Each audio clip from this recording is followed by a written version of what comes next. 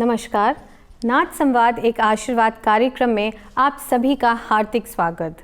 गुरु doctor Ragini मक्खर जी का नाथ संवाद एक आशीर्वाद कॉन्सेप्ट गुरु पूर्णिमा महोत्सव के उपलक्ष्य में आप सभी के लिए तैयार किया गया है।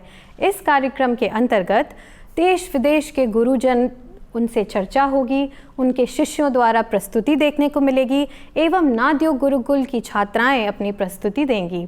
तो आइए बिना किसी देर के इस कार्यक्रम का श्री गणेश करते हैं। आज के संवाद में हम चर्चा करेंगे पद्म विभूषण गुरु पंडित बिरजू महाराज जी के शिष्य पद्मश्री गुरु पंडित प्रताप पवार जी से, जिन्हें अनेक उपाधियों से सम्मानित किया गया है, जिसमें से प्रमुख हैं नृत्य शिरोमणि, प्राइड ऑफ इंडिया, सिंगार मणि। आइए चर्चा आरंभ करते हैं। आज के संवाद में पद्मश्री गुरु पंडित प्रताप पवार जी से चर्चा करेंगी गुरु डॉक्टर रागिनी मक्खर जी। आइए संवाद आरंभ करते हैं। आज्ञा चाहती हूँ। प्रणाम। प्रणाम गुरु जी। नादयोग गुरुकुल की ओर से नाथ संवाद एक आशीर्वाद में मैं आमंत्रित करती हूँ पंडित बिरजू महाराज जी के प्रथम गंडाबंधन शिष्य श्री पद्मश्री गुरु पंडित श्री प्रताप पवार गुरु जी।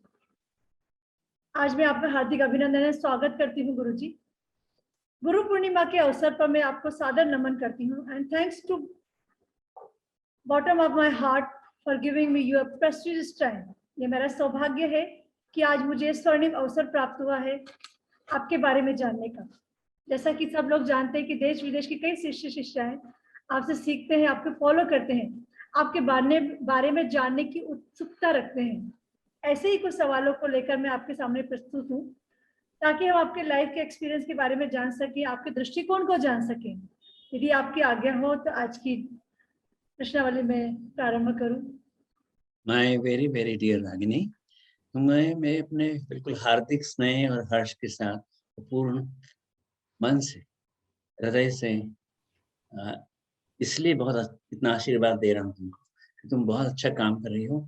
God bless you a lot and give a lot name, strength and fame at the same time. I'm very happy about you. तुम जो भी कुछ कर रही हो, your activities are keep on running. Especially you are from Indore and I am also from Indore. That is very, you don't know how great pleasure that is for me. Somebody in Indore is doing that. You are not the only one, I know that. There are others. For example, we talk more about it. To you, मेरे हार्दिक आशीर्वाद मन से तुमको, तुम्हारे सारे विद्यार्थियों को। I look forward to come in person and meet all of you. Okay? मैं प्लीज हमारा सौभाग्य है कि हम वो दिन हमारे लिए बहुत मतलब स्वर्णिम दिन रहेगा जब हमारे इंदौर में आके हमारे बच्चों को हमारे साथ सिखाएं और आपकी परंपरा और आपके ज्ञान से हमें प्रकाशित करे। ये हमारी बहुत इच्छा है और भगवान करे जल्दी से पेंडा भी खत्म हो और हमें वो अवसर प्राप्त हो। मैं तो जिसे कहता हूँ बिस्तर बांध के बैठा हूँ तैयार, बंद और मैं आऊँ। मेरे 2 ट्रिप चूक गई है ना, इसलिए बड़ा अपसेट माइंड में लगता है कि मैं हर साल में 2 बार आ जाता हूँ और इंदौर न आने का तो कुछ सवाल ही नहीं। इसलिए तो मैं भी रास्ता देख रहा हूँ, मैं भी राह देख रहा हूँ, उतना ही जी। बाबा महाकालेश्वर से प्रार्थना करता हूँ जल्दी से जल्दी वो दिन दिखाए। बिल्कुल बिल्कुल बिल्कुल। तो गुरु जी, पहला प्रश्न मैं यहाँ एक शुरुआत ऐसे कर रही हूँ कि आपकी जो नृत्य की यात्रा है वो अभी तक कैसे रही, आपने कैसे शुरुआत की? क्योंकि मैंने को बहुत कुछ सुना है। जब मैं 17-18 साल से आपको फॉलो करती हूँ, मेरी माँ आपकी बहुत बड़ी फैन रही हैं और मुझे बचपन से यदि किसी के बारे में बताया तो आपके बारे में मुझे बताया जाता था कि ऐसी डांसर तुम्हें बनना है, ऐसे आर्टिस्ट बनना है। तो बड़ा अच्छा लग रहा है सुन के और हैरानी हो रही है। चलिए। आप बहुत फॉलो करती हैं आपको और आपका रियाज मेरी माँ ने बहुत देखा है विदिशा पाटन में, जहाँ पे यज्ञदत्त शर्मा के जो पिताजी हुआ करते थे वहाँ पे वो मेरी माँ रहा करती थी और आपकी रियाज रोज देखा करती थी। तो अच्छा। हाँ, उस समय मेरा जन्म नहीं हुआ था, उस समय मैं मतलब मेरी माता की कोख में थी। तो उस समय मेरी माँ को बहुत पढ़ा है, तो मुझे लगता है कि आपका ही कहीं प्रतिरूप भगवान ने शायद मेरी माँ को आशीर्वाद के रूप में मुझे दिया है। जी हाँ, I'm so it's like a treasure for me, मतलब कोई छुपा हुआ खजाना मिल रहा है मुझे, ऐसा लग रहा है। वाह, बहुत ही अच्छा। भैया है मेरे, रहे नहीं भैया, उनकी बेटी है। मैं उनके मैं रियल ब्रदर से भी ज्यादा है, और उनका बहुत बड़ा कंट्रीब्यूशन है। जगदीश जी शर्मा मेरे बड़े भैया, जी जी जी। उनकी बेटी है। अभी उसी के पास तो आता हूँ वहाँ पर। हाँ हाँ तुम जानती हो उसको, हाँ जी नीरजा और जी रानी। जी। हाँ, और दामाद है हमारे अपूर्व पवार, हाँ जी जी। काफी नाम। इंदौर से। मेरी यात्रा पूछ रही हो, जी क्या है, मैं देवास में मैं धार में जन्मा हूँ, और मेरा नेहाल धार में है। जी जी और इंदौर में बढ़त हुई स्कूल, 7th क्लास से मैं, मेरे को बहुत मन था, मेरी 5 बहनें रही ना, मुझे अच्छा लगता था, मेरे को बहुत लगता था, मेरे को सब फ्रीडम चाहिए, सब लड़कियां लड़कियां रहती हैं आसपास। जी तो मैं बड़े जिद करके फादर से कहा कि हम बहुत बिगड़ गए हैं, हमको बोर्डिंग में डाल दीजिए। तो बहुत हैरान हुए कि तुम तो कुछ करते, बिगड़ कैसे गए। मैंने कहा हाँ मैं बिगड़ गया, मुझे बोर्डिंग में डाल दीजिए। तो देवास की मराठा बोर्डिंग में हाँ 7th क्लास, 4 साल में देवास रहा। वहीं से मुझे डांस के लिए एक इंस्पिरेशन हुआ। जी हालांकि कुछ नहीं आता था मुझे, पर मतलब बातें इतनी सारी है ना, मुझे टाइम कम पड़ जाएगा, इसी तरह शॉर्ट शॉर्ट में करता हूँ। ये बातें बहुत पुरानी कर रहा हूँ, 1950s की बातें हो रही हैं। जी जी हाँ, तो लेकिन वो बीज वहीं से हुआ। मेजर पंडित थे वहाँ पर, उन्होंने वहाँ पर एलटी कॉलेज में मैंने एक आइटम किया था, कुछ आता नहीं था। वहीं से मिस्टर सोलंकी, उन्होंने कुछ सिखा दिया था। तो एक नाटक था, उसमें एक पीस था, वो किया। उज्जैन मेजर साहब से इतना डर लगता था मेरे को कि हम छुप जाते थे झाड़ी के पीछे, और बंदूक बंदूक लेके चलते थे। जी। मेजर पंडित, ये चेतन पंडित जो है, उनका ही ग्रैंडसन है। अच्छा अच्छा अच्छा। अब तो हम लोग की उनकी रिश्तेदारी भी है, हम्म, पर वो पंडित साहब से हम इतने डरते थे। वो मुझे उस डांस के बाद में आके मेरे कंधे पे हाथ रख के बोले, "तुम बहुत अच्छा डांसर बन सकते हो।" हैरान हो गया मैं, जिनसे डर के भागता था, वो मेरे कंधे पे हाथ रख के बोल रहे हैं। तो मैंने कहा मैं, मुझे कुछ आता नहीं, उन्होंने थोड़ा बताया था, वैसे मैंने कर लिया। बोलने, मैं तुमको बोल रहा हूँ, अब तुम मैट्रिक यहाँ से कर लो और कॉलेज के लिए इंदौर चले जाओ वापस, मत रहो देवास में। वहाँ बुद्धदेव चटर्जी हैं, उनसे बात कर लेंगे। तो अब शॉर्ट बता रहा हूँ, फिर मैं वाकई मैट्रिक करके आ गया। इंदौर क्रिश्चियन कॉलेज में मैंने अपना ग्रेजुएशन की। जी जी इंदौर क्रिश्चियन कॉलेज में दलाया साहब हमारे प्रिंसिपल, जी शीला दलाया उनकी बेटी थी, जो मुगल आजम में काम किया उसने। और जब मैंने तो इंदौर में भी जब आया, नटराज अरुण कुमार जी थे, उनके पास शुरू किया जी था। जी हाँ, उनसे शुरू करा था। बहुत अच्छे थे। और उसके बाद सुकुमार पिल्लई आए थे, उनसे भरतनाट्यम। पर मुझे एक बड़ी खुशी होती है तुम्हारा देख के, सुचित्रा, सुचित्रा को मेंशन कर रहा हूँ मैं, सुचित्रा हरमलकर। जी मैंने सबसे पहले उस मैं I very proudly mentioning her name because she is the one who is first one to invite me to Indore, which I was very very keen कि मैं सब जगह सिखाता हूँ पूरी दुनिया में। इंदौर मेरा शहर है, वहाँ मेरे को सिखाने का मौका ही नहीं मिलता है। परफॉर्मेंस करता रहा, जी पर सुचित्रा इज फर्स्ट वन मुझे इनवाइटेड है। मैंने 4-5 बार किया। अब जी वो बड़े मजे से मुझसे कहती है कि गुरुजी हमारे पास करीब करीब, हम तो सीखे हुए हैं रायगढ़ घराना और लखनऊ घराने के, हमारे पास कम से कम 1 घंटे का मटेरियल अब आपसे के पास से हो गया। तो हम कई बार कहते वहाँ वो गुरुजी वाले करेंगे आज, पूरा ग्रुप पूरा करता है, हमारा घंटा निकल जाता है। तो बहुत अच्छा लगता है मुझे। अब तुम्हारा सब काम देख के, तुम्हारा स्टूडियो, तुम्हारे स्टूडेंट्स, मुझे इतना अच्छा लगता है कि नहीं, इतना कुछ हो गया इंदौर में। उस समय इतना कुछ था नहीं, ऐसा वातावरण भी नहीं था। पर समादर हमने अपनी जगह भी बनाई इंदौर में। फिर वहां से मैं 1958 में दिल्ली आ गया। दिल्ली मेरी, हाँ ये नाम जरूर मैं मेंशन करना चाहूंगा, मेरी कजिन है, मेरी बुआ की बेटी नहीं रही, कमल कीर्तिकर, वो मेरी बुआ की बेटी है। वो मुझे मालूम ही नहीं था, क्योंकि उस जमाने में, जिस जमाने में वो गई थी मैडम मेनका के साथ में, 40s में शायद गई हूँ, तो उस समय मतलब ये बताया नहीं जाता था कि लड़कियां डांस कर रही हैं करके, वो वक्त था। ये मुझे मुझे मालूम ही नहीं था कि मेरी बुआ की बेटी मैडम मेनका के ग्रुप में है करके। पर जब मैं इधर 50 मिड 50s में इंदौर आया, तब वो भी आ गई थी। फिर उनने वो फिर दिल्ली शोभा महाराज के पास सीख रही थी। उनने मुझे कहा कि तुम्हें करना ही है, फिर यहाँ आ जाओ। वहाँ इंदौर में कुछ आगे आप क्या करोगे? काफ़ी जितना आता है उतना तो घोट लिया है तुमने सब। अब प्रॉपर्ली तुम्हें कथक सीखो तो ठीक रहेगा। तो उनका I owe that to her. She is no more unfortunately now. बहुत मुझसे बहुत बड़ी थी।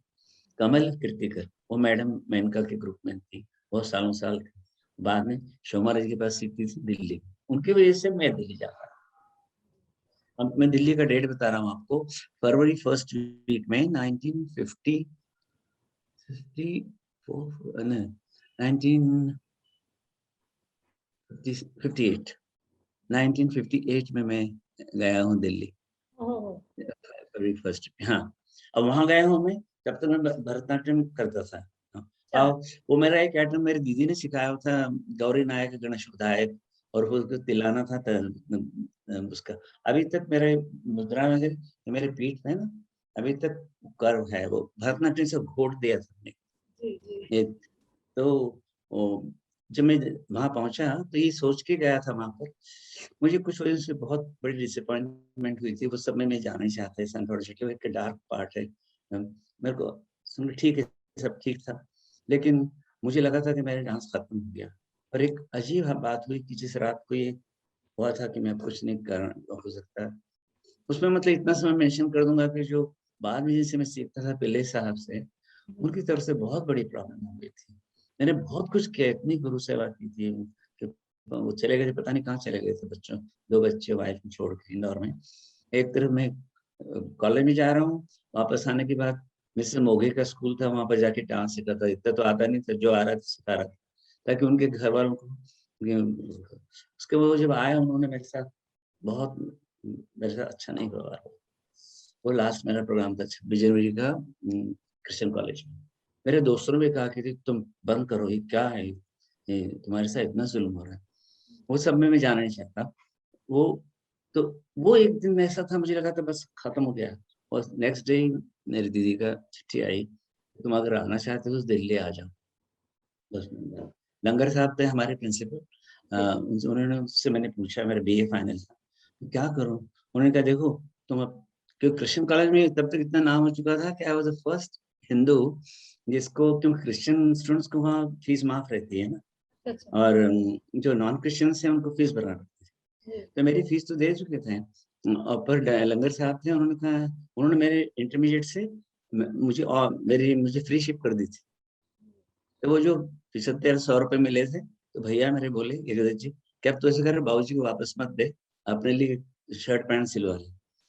वो तो ऐसा ऐसा करके उस समय ये कर लिया। एक बात बता दी कि ऐसा एक रिकॉग्निशन मिला कि क्रिश्चियन कॉलेज में उन्होंने कहा नहीं तुम्हारे फीस माफ, इंटरमीडिएट से बीए तक। तो लंगर साहब से मैंने बात की कि मैं क्या करूँ? उन्होंने कहा नहीं तुम जाओ, डांस ही तुम्हारा करियर।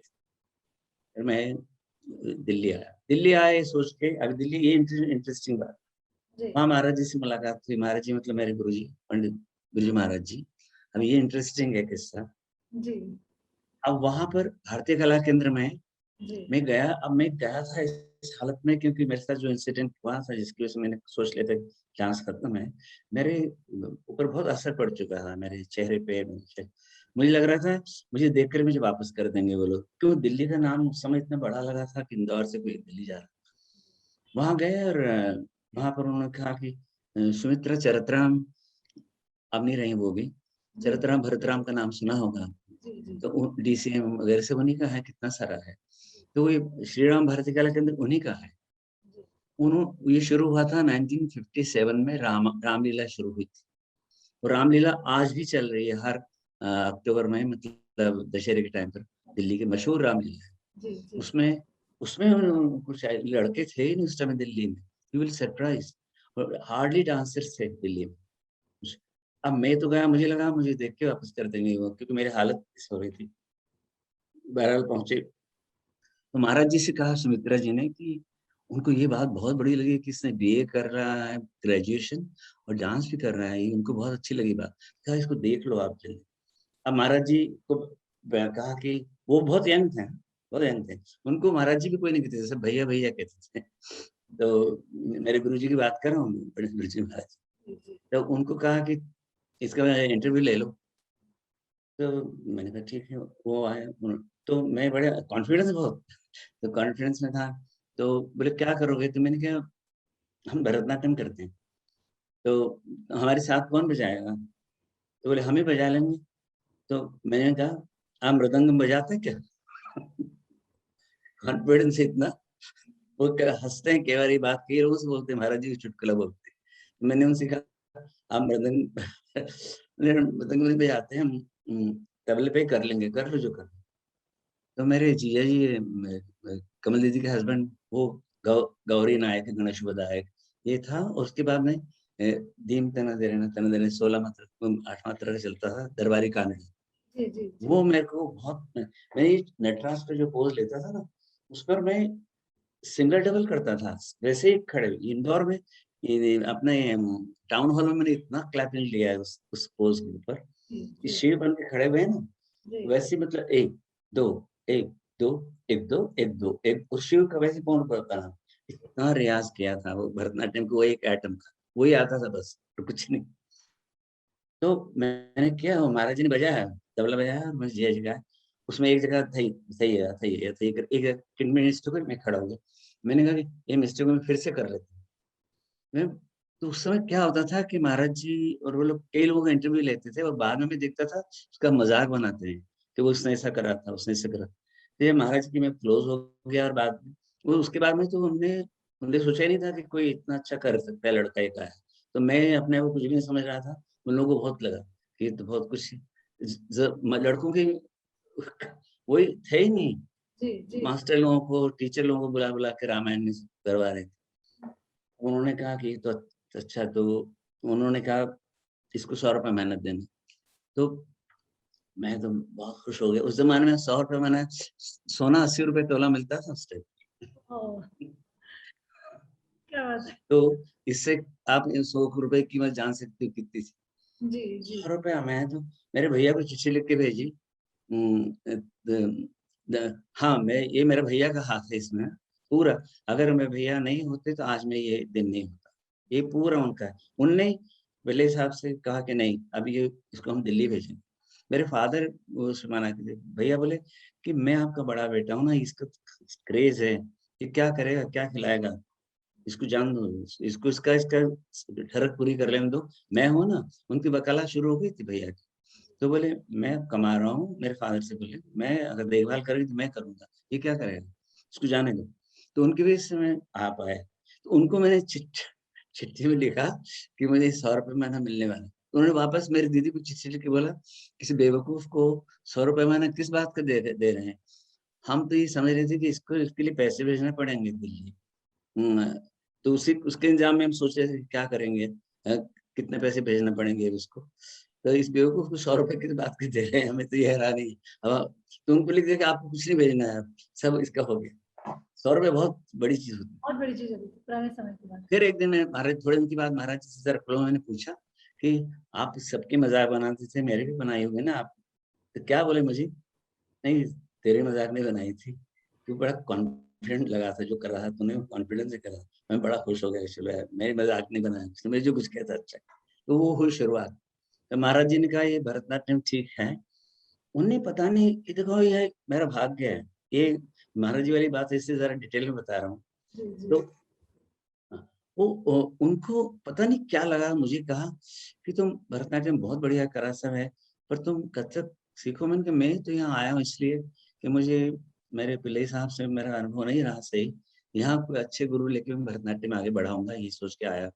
मेरे को कथक उन्होंने कहा था कि पिल्लई साहब ने मेरे को कह रखा था कथक नाम भी मत लेना, ये पाप है। ये एक वो भरतनाट्यम का बैकग्राउंड पता नहीं क्या खोपड़ी इनकी थी। तो मैंने मैंने उनसे बोला महाराज जी, मैंने, वो बोल रहे थे कि कथक का नाम भी नहीं लेना चाहिए। तो आप कह रहे हैं इसी को। महाराज जी ने कहा तुमको लगता है ऐसा? मैंने कहा नहीं, आपने वो मोमेंट किया था ना, इतना खूबसूरत लग रहा था। ये तो कथक मेरे को ध्यान है, मेरे को पता ही नहीं था कि कथक कैसा होता है। यहाँ आके देखा है मैंने कि कथक कैसा। तुम सीखो ना। तो मैंने कहा मुझे तो कुछ आता ही नहीं है। तो उन्होंने कहा हम शुरू करते हैं। उन्होंने जहाँ जगह मिलती थी, महाराज जी के पास सिर्फ बच्चों का क्लास था, जी जी सीनियर कोई नहीं था। हम्म, तो क्लास वाइज तो उनको जहाँ जगह मिल जाती थी वहाँ थोड़ा थोड़ा सिखा देते थे। और उन्होंने अब तक 58 के फरवरी में पहुंचा हूँ, दिसंबर में उसी साल इंटरव्यू उन दिन ही ला के इंसिडेंट की बात बता रहा हूँ मैं कि उनके बैग से कागज गिरा और मैंने कुंवर जी का भी स्कॉलरशिप चल रहा था, वो महाराज के पास सीख रही थी। जी जी हम मुझसे सीनियर है उनका, तो और हम मराठी भाषी हैं, तो मैंने उनको कुमुत्ताई करके बातचीत करते हैं, अभी भी सब चल रहा है।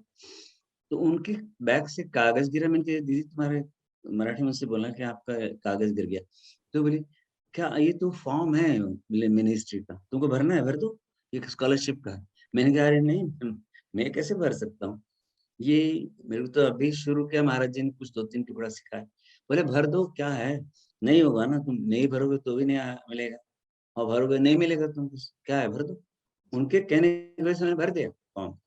अब डेट भी आ रही थी, दिसंबर में डेट आ रही थी, महाराज जी से मैंने कहा कि उन्होंने कहा तो यकीन मानो 3 या 4 टुकड़े सिखाएंगे, उसमें भी एक टुकड़ा ता थई तत थई तत थई ऐसा था, तो मैं बोल नहीं पा रहा था ऐसे करके, पर लय लय थी मेरे अंदर। तो महाराज जी बोले थे कि ये वाला टुकड़ा खाली भरे दे के मत बोलना, ऐसे चुटकी बजा के बोलवाना, लय तुम्हारी ठीक है, ऐसा करके बोल देना।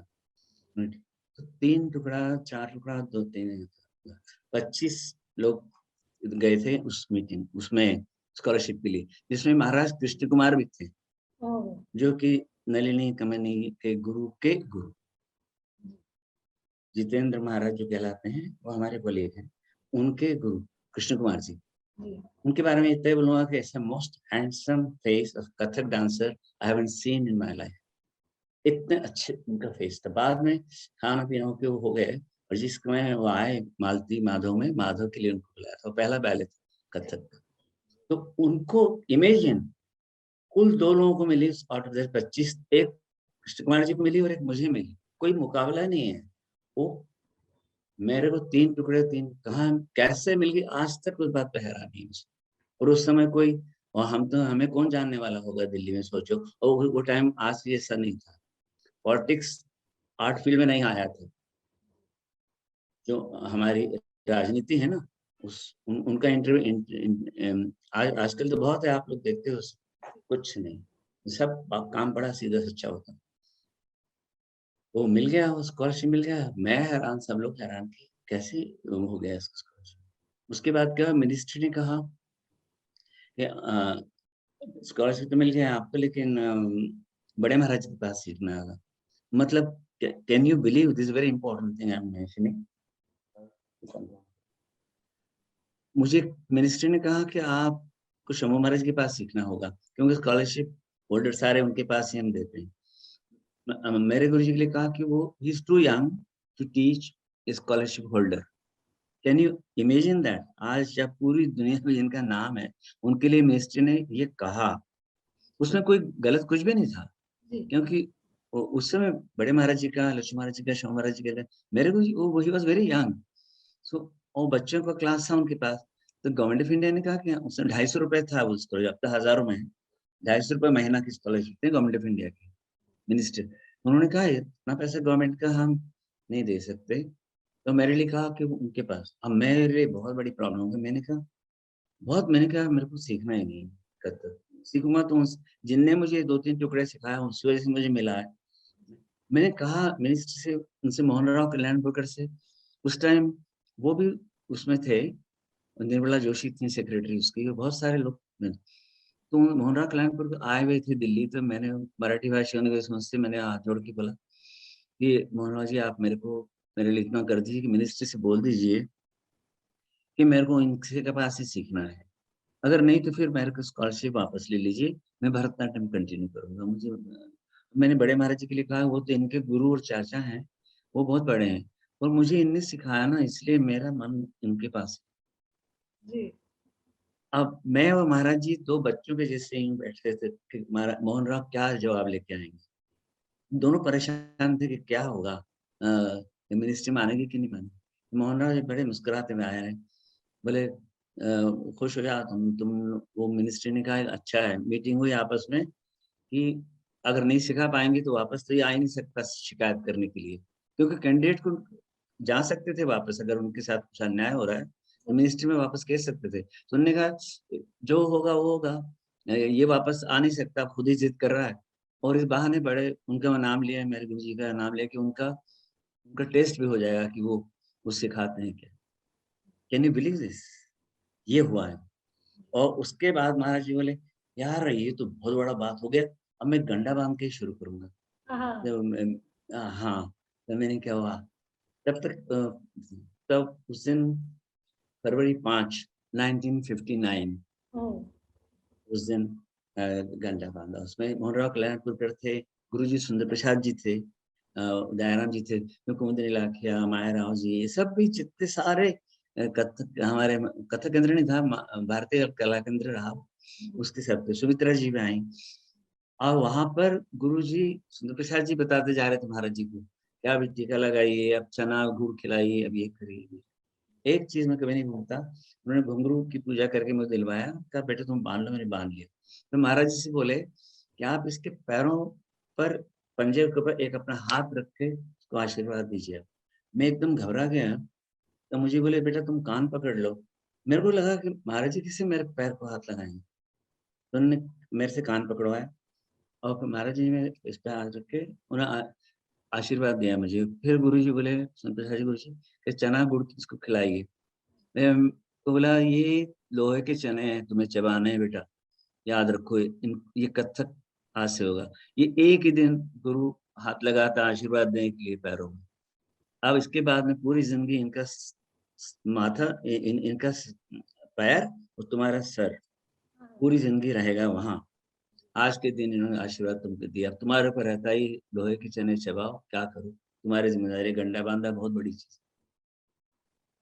आई एम सो हैप्पी और यू विल नॉट बिलीव। उसके बाद गुरुजी बोले कि बेटा हम और ये मोहनराव और दयाराम जी ये भी इसी घराने के शागिर्द हैं। तो महाराज जी को मैंने कुल 51 रुपया दिया था, डलदार एक-एक करके और एक कुर्ता पजामा। उनके हम लोगों को भी देना पड़ेगा तीनों को तुमको। तो मैंने 5-5 रुपया दिया था गुरु सुंदर प्रसाद जी गुरुजी को 5 रुपया, मोहनराव कल्याणपुरकर को 5 रुपया, 5 रुपया दयाराम जी। सबको प्रणाम किया, सारे से लोगों से आशीर्वाद लिया। ऐसी मेरी शुरुआत हुई। 5 फरवरी 1959 थर्सडे था। क्या बात है। बहुत सुंदर रही गुरुजी आपकी, और ईश्वर कृपा, गुरु कृपा और समर्पण आप जो है आपकी लाइफ में रहा, जिसकी वजह से आप ये मुकाम पाया आपने। तो मुझे और एक भावी पीढ़ी सब ये जानना चाहते हैं कि एक अच्छा कलाकार और शिष्य बनने के लिए क्या गुण संस्कार ज़रूरी होते हैं? जैसा कि मैंने आपको देखा है, जहाँ मतलब कि मेरी माँ ने मुझे बताया, जी, और मैंने खुद हाँ, भी जब से मैंने होश संभाला आपको देखती आ रही हूँ, आपको फ़ॉलो हाँ, करती आ रही हूँ। तो जितना समर्पण, जितना डेडिकेशन मैंने आपकी लाइफ में देखा, और जो एक जागरूकता, नृत्य के प्रति एक जो एक लगाव, आत्मीय लगाव जो मैंने देखा है, तो उसी के नाते मैं जानना चाहती हूँ कि आप ये ज़रूर बताएँ कि एक शिष्य बनने के मैं लिए क्या? एक बात हमेशा कहता हूँ जी, कि हमेशा हमारे पास कितने सारे श्लोक भी हैं माता-पिता के लिए, जी, इसमें कोई 2 बात नहीं, मैं भी एग्री करता हूँ। कि स्थान हमारे माता-पिता का बहुत बड़ा है क्योंकि उन्होंने हमें जन्म दिया, जी, जी, इसलिए हम ऋणी नहीं हो सकते। पर कलाकार के लिए मैं सोचता हूँ कि गुरु का नाम थोड़ा-सा ऊपर है अपने माता-पिता से भी। इसलिए उसका उदाहरण मैं ये देता हूँ, ये लोग नहीं एग्री करेंगे मुझसे, पर मैं उसका उदाहरण अभी आपके सामने सब लोग सुन रहे होंगे, मैं दे रहा हूँ कि कोई कलाकार नया स्टेज पर किसी को देखते हैं, चाहे म्यूज़िक का हो, चाहे डांस का हो, चाहे ड्रामा, जिसका भी हो, किसी कला का। कोई ऑडियंस में नहीं पूछता कि यार इसके पिताजी का नाम क्या है, इसकी माँ का नाम क्या है? कोई नहीं पूछता। सत्य, ये ज़रूर पूछते हैं लोग, ये इसके गुरु का नाम क्या है? ये किससे सीखा है? या लड़की होगी तो किससे सीखी है ये या किससे सीखा है ये? इसका गुरु का नाम क्या है? जी, जी, कोई नहीं पूछता है माता-पिता का नाम। तो जी, मेरे मेरे अपनी परिभाषा में गुरु का स्थान माँ-बाप से थोड़ा-सा ऊपर कलाकार की। जी, बिल्कुल सत्य है, बिल्कुल सत्य है। ये मैं क्योंकि आज हम यहाँ पड़े हुए हैं, इतने दूर बैठे हुए हमसे बात करना चाह रही हो, किस वजह से? मेरे जैसे तो लाखों करोड़ों पड़े हुए हैं ना कि मेरे पास एक मेरे साथ थोड़ी एक दुम लगी हुई है। क्या है? मेरे गुरुजी ने मुझे दिया है, उसके ऊपर ही तो इतनी बात हो रही है, सही, इतनी दूर बैठ के बात। जी, कोई नहीं पूछ रहा मेरे फादर का नाम क्या था, मदर का नाम जी, क्या? सत्य, हाँ, ऑफ़िशियली लिखना होता है, लिख देते। वो पूछता कोई नहीं है। हाँ, गुरु का नाम पूछते हैं। जी और अब तो खैर मेरे गुरुजी का इतना नाम है कि मुझे, और एक बात बता दूं, एक गुरुओं का ऐसा है, मैं उसको उसके वो नहीं कर रहा, मतलब उसको क्रिटिसाइज नहीं कर रहा, पर अपना-अपना बात है कि जो जिसको भी सिखाते हैं गंडा बाँध देते हैं। ये मेरे गुरुजी सिखाते हैं सबको अच्छा है, पर एक बात बहुत बड़ी है, बहुत कंजूस। नहीं, मतलब गंडा मेरे मेरे बाद मैं गिनवा देता हूँ आज, कोई बात नहीं, पब्लिकली गिनवा रहा हूँ। मेरे से 14 साल बाद मुन्ना शुक्ला को गंडा बाँधा। जी मुन्ना शुक्ला की शुरुआत मुझसे मेरे से बहुत बाद में आए वो, पर उनको 14 साल के बाद में वो पूना में थे, तो वहाँ प्रभा भी वहाँ पर के यहाँ ही ठहरे थे। अब वहाँ उनसे भी उनसे कहलवाया गया है कि प्रभा को भी बाँध दीजिए, तो उनका कहना पड़ता है कि मुन्ना को बाँधा, एनीवे लेट अस से कि उनको दो 14 साल के बाद। मेरे 2-3 हो गए, मेरे से 35 साल के बाद सरस्वती सेन को गंडा बाँधा। जो उनके सरस्वती बहुत प्यारी है मुझे, बहुत मेरे गुरु का उसको मैं बहुत मान देता हूँ कि मेरे गुरु की वो सेवा करती हर तरीके से। जी जब मैं उसको लेके था, तो उसको 35 साल के बाद, और उनके 3 बच्चे, चीकू मतलब चीकू-चीकू हम कहते हैं, वो बड़ा दीपक महाराज जी, किशन हाँ, जय किशन किशन जय महाराज। किशन जय किशन और दीपक और ममता, ये तीनों बच्चों को मेरे से 50 साल के बाद में मिला। ओह, अ नहीं, और उसके बाद किरण चौहान है अमेरिका में। जी उसको ये 8 हुए और 9वाँ भी अभी रिसेंटली किशन मोहन को बाँधा है। शर्मा जी का छोटा वाला बेटा। जी जी जी बस द एंड। सिखाया हज़ारों को, और सिखाने में कोई कमी नहीं रखा। और पता नहीं क्यों उनकी अपनी भावना है कि वो, तो सत्य बस ज़िंदगी में इंसान को कभी अभिमान नहीं करना चाहिए। पर मैं हज़ार बार कान पकड़ लूँगा, लेकिन मुझे अभिमान है एक ही बात कि मुझे उनने इस लायक समझा कि मैं पहला था, और मुझे उन्होंने मैं पहला गंगा बख्शा। बड़े-बड़े ईश्वर की दया से, उनके आशीर्वाद से, महाकाल बा की कृपा से कितने अवार्ड मिले हैं इंडिया में, इंग्लैंड में, अमेरिका में। सबसे बड़ा अवार्ड मेरी ज़िंदगी का ये है कि मेरे गुरुजी ने मुझे गंडा बाँधा। पहला, मैं उनका पहला गंडा बख्शा। और मेरे मेरे सारे प्यारे जितने जितने बाद-बाद में आए थे, वो थोड़ा-थोड़ा पैसा मुझे देते हैं, जैसे मैंने 5-5 रुपया दिया था, ऐसे वो लोग भी मुझे देते हैं। जय किशन ने नहीं दिया, मुझसे माँगते रहता हूँ, तो मुझसे ले लेता है। पहले आप दीजिए मुझे, फिर दूँगा मैं। उससे ले एक दिन वसूल कर लूँगा मैं। ममता को मैंने साड़ी दी, वो क्यों दे रहे हैं? तो मैंने कहा बेटा पहली लड़की हो तुम, अब तुमने भी मुझे पैसे दे दिए, तो वो लड़की का पैसा नहीं लेना चाहिए, लेकिन तुम पहली लड़की मेरे गुरुजी के खानदान में हो, तो तुमको मैंने साड़ी दी करके। तो वो व्यक्ति लोग हैं, तो मैं हमेशा यही बात कहता हूँ। अभी भी कभी-कभी जब मैं इंडिया में होता हूँ, तो 5 फरवरी 4 को उनका बर्थडे रहता है, 5 को मैं जो भी दक्षिणा वगैरह बनती है, पूजा का सामान लेके जाता हूँ। वो कहते क्या है आज? मैं उनसे बोल देता हूँ कि आज आपने अपनी ज़िंदगी की सबसे बड़ी गलती की थी कि मुझे गंडा बाँधा, इसलिए मैं आपका टीका करने आया हूँ आज का। ये अभी भी चल रहा है। बस गुरु जी के मामले काफ़ी बोल लिया, वो मेरे लिए बहुत इम्पोर्टेंट है, इसलिए आप और पूछिए। जी, बिल्कुल आपने सत्य कहा, मैं बहुत सहमत हूँ क्योंकि माता-पिता जन्म के साथी होते हैं, गुरु कर्म के साथी होते हैं। और कहा भी जाता है, शास्त्रों में लिखा है कि गुरु शिष्य का जन्म-जन्मांतर का संबंध होता है। तो ये बात आपको देख के बिल्कुल सच साबित होती है क्योंकि हमारे सामने तो हमारी पीढ़ी के सामने आप एक ऐसे एकमात्र उदाहरण हैं, जिनको हम वर्षों से अखंड रूप में देख रहे हैं। एक श्रद्धा से, एक भक्ति से, एक समर्पण से, एक संयम से, एक विश्वास से।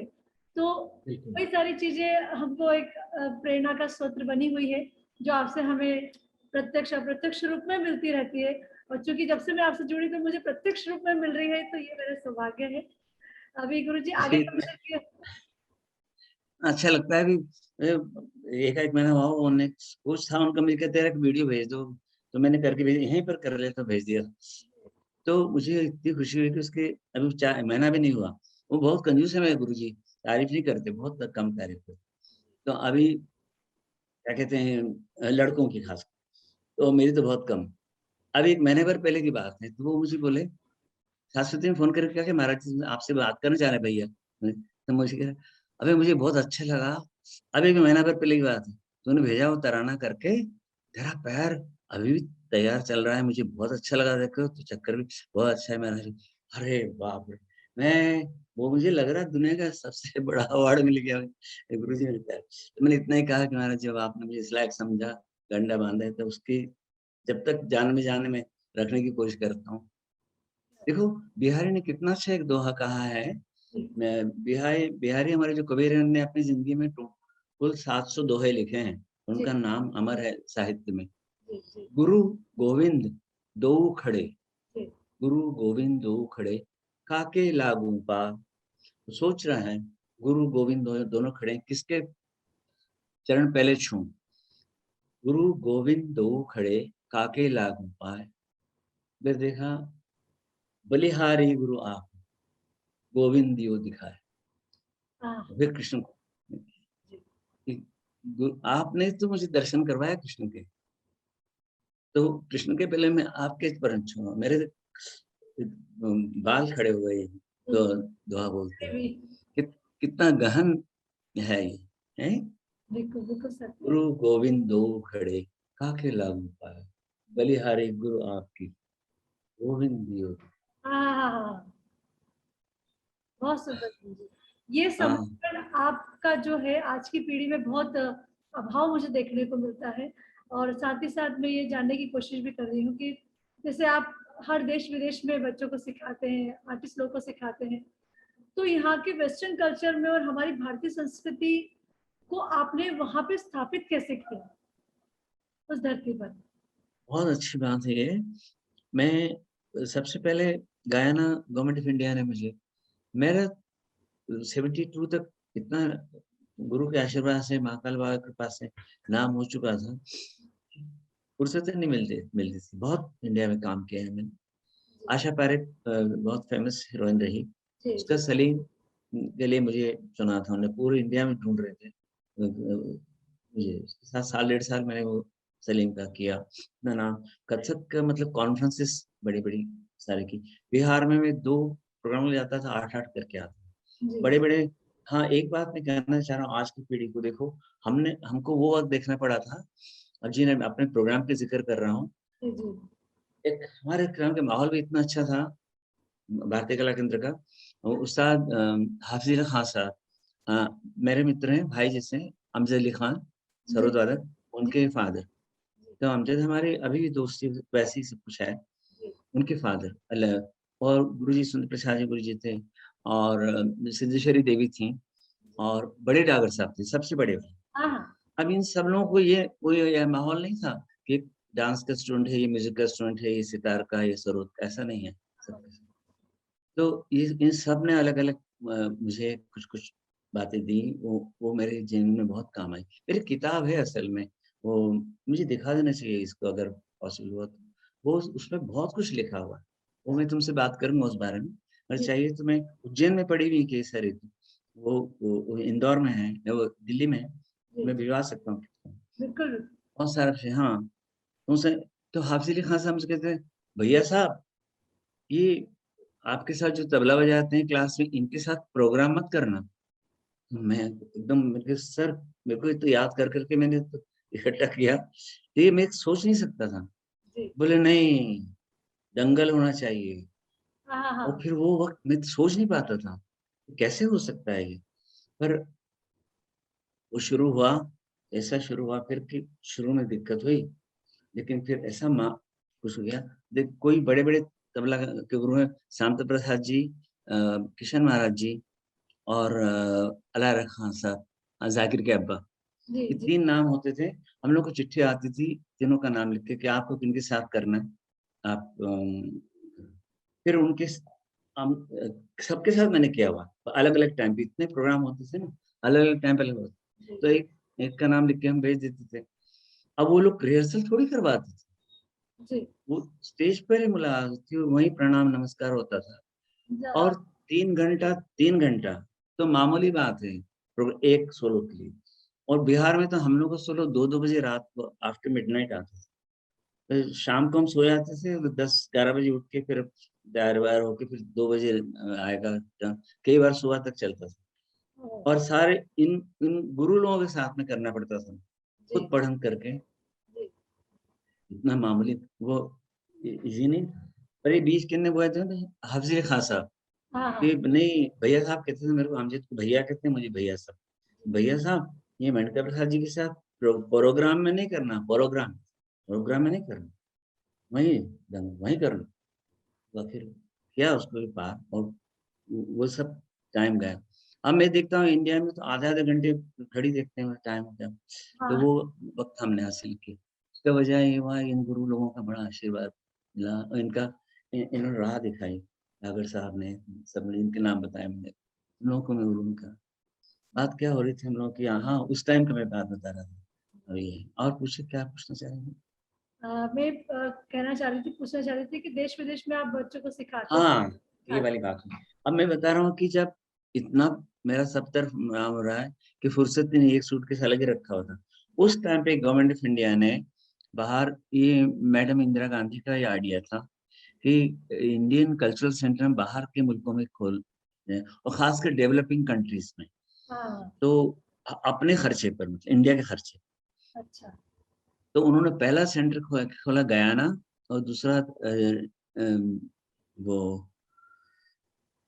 ये है ना, वो ऑस्ट्रेलिया के पास में ही है, कंट्री का नाम दिमाग से उतर रहा है, गयाना और वो ये ऑस्ट्रेलिया के पास में बहुत बहुत फेमस कंट्री है, अभी दिमाग से उतर रहा है नाम। तो गयाना है ना, साउथ अमेरिका में है। तो उस समय 25 लोग वो दिए थे, उसमें उन लोगों ने, उनको चाहिए था मेल डांस, और उनको, क्योंकि पहली बार एक्सपेरिमेंटल खोल रहे हैं, तो लड़कियां लड़कियां तो एक से एक, मेरी जो कलीग्स थी, उमा शर्मा है, शोभना, तो बात की है मेरी, बात की, और ये सारी लड़कियां जो हैं वो तो सब काफी एजुकेटेड, सरस्वती भी मेडिकल पढ़ रही थी। तो पर हमारे कॉलीग मतलब मेल्स पढ़े लिखे नहीं थे, अब तो बहुत सारे लड़के आ गए। I was only graduate in that time in the scene. तो they wanted is person who can speak English, who is educated, this that, क्योंकि तुमको मेल ही चाहिए। इसलिए वो मेरा, वो 25 लोगों में मैं ही पहला चुना गया था एक। अब मेरे लिए बहुत बड़ी प्रॉब्लम हुई थी कि इतना बड़ा सब छोड़ के इंडिया में इतना नाम, तब तक मैं बहुत टूर कर चुका था। 3 महीने का अमेरिका महाराज जी के साथ में, अलग से भी सोलो भी गवर्नमेंट ऑफ इंडिया ने भेजा हुआ है, सारे कितने कंट्रीज कर चुका था। वो इंडिया में इतना छाया हुआ, सब छोड़ के जाना। आज भी लोग कहते हैं कि तुमने बहुत बड़ा सेक्रीफाइस किया, कि यहाँ सब छोड़ के तुम गए। मैं जाना नहीं चाह रहा था, वो सेक्रेटरी डायरेक्टर थे, वो मुझसे बोले, look you remember, you serve a purpose. हम जानते हैं तुम जाओगे ना, काम बहुत अच्छा करोगे तुम, और अगर अच्छा काम होगा तो सेंटर और खुलेंगे, तो तुम्हारे कथक की सेवा जो कर रहे हो, इसका कितना प्रचार होगा देखो। अब वो बात, वो 3 साल फट से निकल जाएगा, तुमको भूलेंगे नहीं, इंडिया में इतना नाम कर रखा है तुमने, तो 3 साल में कोई नहीं भूलेंगे। तो उस कंडीशन में मैंने एक्सेप्ट कर लिया, और मैं गया वहाँ पर, बहुत रिलेक्टेंटली गया, क्योंकि सिखाने में इंटरेस्ट नहीं रखता था उस समय मेरे को, परफॉर्मेंस करने में सारा मजा आता है। वो तो बेसिक, तो वहाँ गया ना, गए तो शुरू हुआ, और वहाँ पर you will not believe, government of India ने मुझे 8 साल रखा, 3 साल का, एंड ओनली वन, कितना टाइम रखा, 4 साल गया ना मैं, 4 साल ट्रिनिडाद में। आज वहाँ के स्टूडेंट्स इंडिया भी आके परफॉर्म करते हैं, और इंडिया की स्कॉलरशिप लेके सीखे हैं। फिलिप मैकलिंटॉक है, मुमताज अली है, वो मालिनी है, कितने सारे हैं, और वो कर रहे हैं काम। ये मेरी शुरुआत हुई बाहर की। वहाँ पर इंडियन ओरिजिन के जो लोग थे, उनको सबसे बढ़िया बात ये रही, उनको पता ही नहीं था कि प्रणाम भी करना होता है इंडियन फैमिलीज को।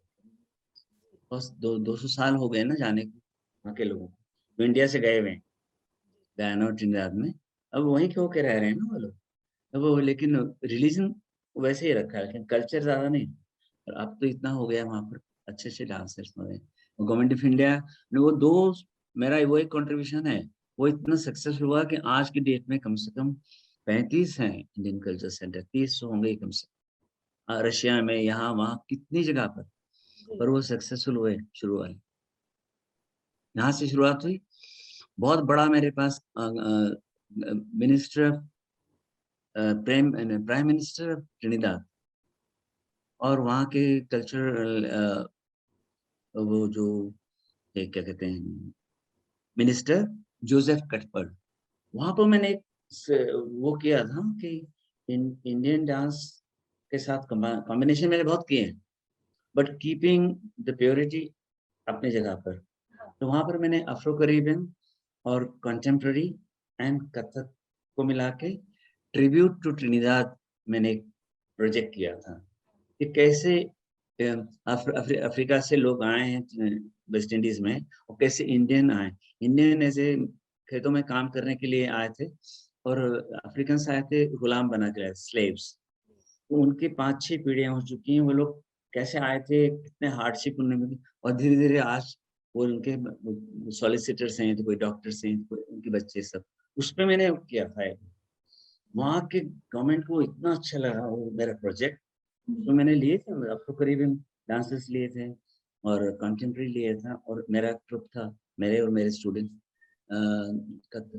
उसके ऊपर वहाँ के प्राइम मिनिस्टर इतने खुश हो गए थे, उन्होंने मुझे इतना बड़ा असाइनमेंट दिया था कि आप गवर्नमेंट ऑफ इंडिया खत्म हो गया, आपको गिने चुनाई पैसे मिलते हैं। आप तो बहुत हो गया उस समय, तो गिने पैसे मिलता था।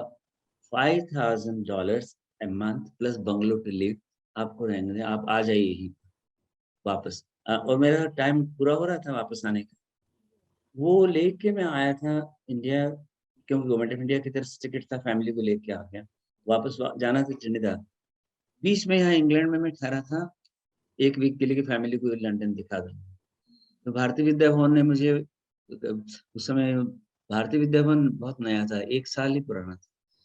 वहाँ के उसके डायरेक्टर थे मथुर कृष्णमूर्ति, उन्होंने इंडियन हाई कमीशन के थ्रू मुझे कांटेक्ट किया। हमारा जॉब टाइटल था cultural officer high commission of India. उस ढंग से हम लोग पासपोर्ट दिए हुए थे, गवर्नमेंट के पासपोर्ट थे हम लोगों के पास। तो हाई कमीशन से जिस कंट्री में जाते थे वो लुक आफ्टर करते थे। यहाँ पर हाई कमीशन को उन्होंने कांटेक्ट किया मथुर जी ने, कि प्रताप पवार यहाँ आ रहे हैं, उनको हमें मिलवा दीजिए, उनसे बात करें। तो हाई कमीशन के थ्रू में लोगों से मिला, उन्होंने कहा कि आप यहीं आ जाइए। तो मैंने कहा नहीं, मैं तो इतना बड़ा कॉन्ट्रैक्ट है वहाँ पर, मैं जाना है वापस, इंडिया में दिवाली मनाने जा रहा हूँ, वापस चला गया। फिर उन्होंने कहा अच्छा एक काम, मैं शॉर्ट में बता रहा हूँ। उन्होंने एक काम करिए, आप 4 महीने रुक जाइए। मैंने कहा नहीं, 4 महीने तो दिवाली खत्म हो जाएगी इंडिया में, मेरे को वापस जाना है। तो 4 वीक के लिए रिलेक्टेंटली मैंने एग्री किया। उस वक्त इंग्लैंड में, आज की डेट में मैं बता रहा हूँ आपको, जो कुछ है उस समय सीखने का कुछ नहीं था। राम गोपाल जी थे, बहुत बड़े कलाकार रहे हैं हमारे कंट्री के, पर उनको सिखाने में इंटरेस्ट नहीं था, हमने सिखाना नहीं शुरू किया। तो उनका था एक जमाने में यहाँ पर इंडिया से लोग आके परफॉर्मेंस वगैरह करके जाते थे। कोई ऐसी जगह नहीं थी जहाँ कोई जाके कथक सीखे। इस इंग्लैंड, लंदन की बात कर, इंग्लैंड की प्रॉपर्टी। तो भवन को मैंने 4 वीक के लिए एग्री कर लिया, और उस 4 वीक में उन्होंने देखा उनके यहाँ भवन 1 साल ही पुराना था, तो वो बहुत कम स्टूडेंट उनके पास थे। ओवरनाइट उनके पास 40 स्टूडेंट आ गए सीखने, और 4 वीक तक हमने वर्कशॉप किया कथक का। उसके बाद तो उन्होंने फिर ऐसा मेरे को बात करना शुरू किया कि आप यहीं आ जाइए। अब मैंने ये बहुत बड़ा सेक्रीफाइस किया है, मैं ऑन रिकॉर्ड बता रहा हूँ। तो भवन ने मुझे तनख्वाह दी थी 416 रुपीज ओनली, दैट्स इट। भवन खुद ही एक साल ही पुराना था उस समय, और उन्हें, अब मेरा कितना बड़ा सेक्रीफाइस मैंने किया कि $5,000 प्लस बंगला ट्रिनिदाद में। मैंने उनको फोन किया, मैंने बहुत सोचा इस बारे में। ये मेरा बहुत बड़ा सेक्रीफाइस है कि उतना बड़ा, और उन लोगों ने इतना मेरे को बंगला सब दे रहे थे वहां पर, यहाँ तो स्ट्रगल करना। मैंने वहाँ फोन किया, उनको ये नहीं बताया मेरे को क्या पैसे मिल रहे। मैंने कहा I got very good opportunity here, they want me to teach here in England. तो वहाँ से प्राइम मिनिस्टर के ऑफिस से बोले, we are very happy for you, it's a very big thing that England asking, our doors are always open for you, हमारे दरवाजे हमेशा खुले रहेंगे, आप जब आप कर लीजिए। उनको मैं बता नहीं पाया कि मुझे सिर्फ 416 पाउंड मिलने वाले हैं, कहाँ 5,000। और मैंने वो एक वो चिट्ठी आज भी मेरे पास है। ये मेरा सेक्रीफाइस था, और मुझे इस बात की इसलिए खुशी है कि कोई बात नहीं, आज यहाँ पर कथक कैसा फैला हुआ है पूरे इंग्लैंड में, और यहाँ के ISTD के एग्जामिनेशंस होते हैं, यहाँ के क्वीन के लिए हमने परफॉर्म किए हैं, बहुत यहाँ का अवार्ड, क्वीन ने अवार्ड दिया, मैं आपको पता है 100 साल पुराना अवार्ड होता है वो, वहाँ पर भारत सरकार ने पद्मश्री दिया। यहाँ पर लास्ट ईयर बिफोर क्वीन 100 साल पुराना है MB, वो क्वीन की तरफ से दिया। ये सब मतलब इतना यहाँ फैल गया कथक, और इतना बढ़िया इस लेवल पे हो रहा है, सब लोग जानते हैं कि इंग्लैंड में क्या है। तो यहाँ रहते हुए मैंने नॉर्वे में सिखाया है, स्कॉटलैंड में सिखाया है, इंडिया में भी सिखाता ही रहा हूँ, इतने साल से आ रहा हूँ हर साल, मतलब मैंने बम्बई में, जयपुर में, दिल्ली में, फिर बहुत सिखाता रहा हूँ जब भी आता रहा हूँ, इंदौर में मैं अभी बताया। और यहाँ पर इतना प्रचार प्रसार हो गया है यहाँ पर अच्छी जगह से, वो बहुत तसल्ली होती है। किताब में सारा वर्णन है, और पूछिए कुछ, बहुत सारी बात नहीं। जी, आपको अनेक राष्ट्रीय और अंतर्राष्ट्रीय पुरस्कार और सम्मान प्राप्त हुए हैं, जिसके अंतर्गत भारत सरकार के द्वारा आपको पद्मश्री से सम्मानित किया गया। तो हाँ। उसके बाद आपके जीवन में क्या बदलाव नजर आया और क्या अनुभव था वो आपका, और उसको आप लाइफ में किस प्रकार देखते हैं कि क्या मैं आगे परिस्थिति? हाँ, नहीं बहुत अच्छी बात है। मुझे ये 2005 में मिला था, जो इंडियन हाई कमिश्नर, मैं उस समय दिल्ली आया हुआ था, तो मुझे अचानक फ़ोन आया था वहाँ। तो उन्होंने मुझे फ़ोन पे बताया कि आपको पद्मश्री अवार्ड का नॉमिनेशन हुआ है, तो आपसे पूछा जा रहा है, क्योंकि और हाई कमिश्नर को इसलिए कहा मिनिस्ट्री ने कि मैं तो यहाँ रहता हूँ ना, जी जी पर उन दिनों हर दिसंबर में अगस्त में आता रहा हूँ इंडिया, तो मैं वहाँ था।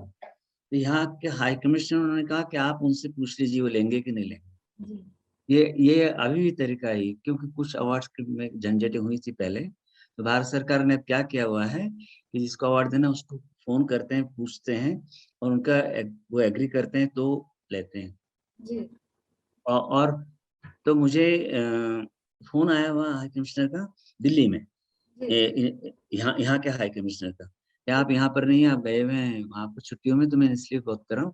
गवर्नमेंट ऑफ इंडिया पूछ रही है आप पद्मश्री अवार्ड आपको मिले, are you willing to take it? तो मैंने क्या जवाब दिया बताऊँ आपको? मैंने कहा I am very willing to take it, but I am not too happy to take it. तो वो एकदम हैरान हो गए, बोले ऐसा क्यों कह रहा? मैंने कहा ऐसे मैंने कह दिया क्योंकि मुझे लगा काफी देर से मुझे मिली।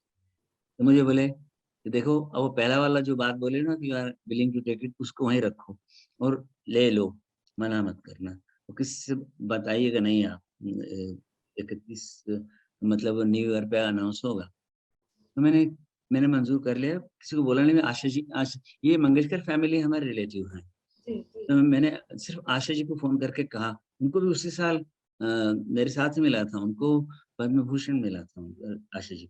मैंने फौरन उनको फ़ोन करके कहा कि मैं कॉन्फिडेंस में तुमको ये बात कर रहा हूँ, बोलना मत किसी से।